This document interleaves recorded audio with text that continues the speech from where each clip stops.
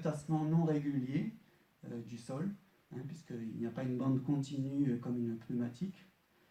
C'est une traction qui est plus horizontale que verticale, ce n'est pas un troisième point, donc les outils sont traînés, ils ne sont pas en appui vertical. Et surtout, une notion qui commence à être très bien connue aujourd'hui, qui est le phénomène de vibration. Ça nous amène à distinguer dans le vocabulaire deux choses.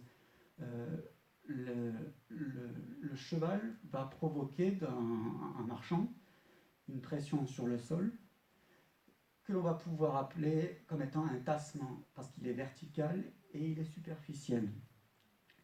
Tandis que les roues du tracteur, on vient d'en parler, exercent une pression qui se propage par onde de choc et qui ont une répercussion jusqu'au niveau de la rhizosphère. Voilà, ça c'est un schéma qui représente, alors parce que vous êtes peut-être un peu loin, la profondeur du sol, jusqu'à 1 mètre. Et donc le passage du tracteur avec ses vibrations va avoir un impact sur le sous-sol qui peut, selon la nature des pneumatiques et la pression qui est la leur, avoir un impact plus ou moins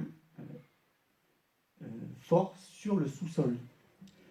Alors, c'est un peu dramatique parce qu'on n'a jamais eu de vraie analyse, de calcul sur le volume impacté par les tracteurs ou par le passage d'un pied de cheval. En revanche, on a des études qui ont montré l'impact au moins sur la surface. Et vous allez voir que là aussi, c'est assez marquant.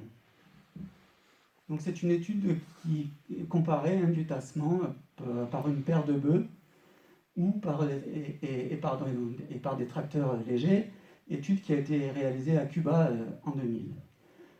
Pour un travail de labour, donc en 2 passages, suivi de 4 passages de herçage, la paire de bœufs, qui représentait 600 kg chacun, a eu un impact sur 5600 mètres carrés de la surface, tandis que le tracteur a eu un impact de compaction de 47 900 mètres carrés. Autrement dit, l'impact sur la surface travaillée par le pied d'un animal représente à peu près 57% pour tous ces travaux, évidemment pour ce cumul de travaux, alors que l'impact sur la surface, je le répète, donc on est là qu'en mètre carré, on n'est pas en mètre cube, est déjà de 480% avec un tracteur. Ça en dit long sur